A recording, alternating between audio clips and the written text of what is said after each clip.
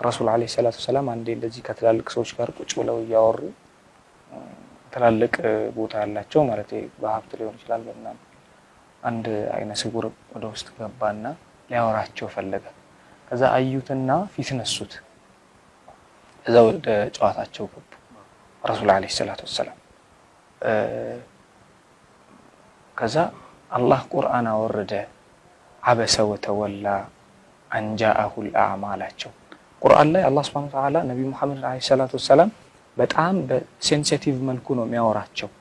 በስማቸው አይጠራቸው።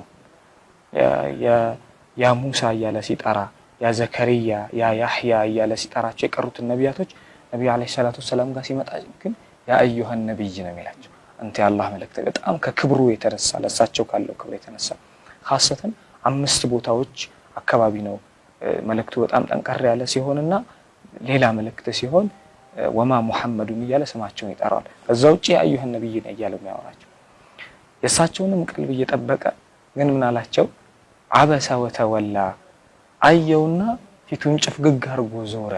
አበስተ ወተወለይት ቢላቸው ኖሮ አይተው ፊትህን ጭፍግግ አርገው ፊት ነስተው ዞርክ ምናምን ቢል ኖሮ ቀልባቸው ይሰበራል። ስለዚህ ምናል አበሰ ወተወላ አየውና ፊቱን ጭፍግግ አርጎ ፊት ነስቶት ዞረ።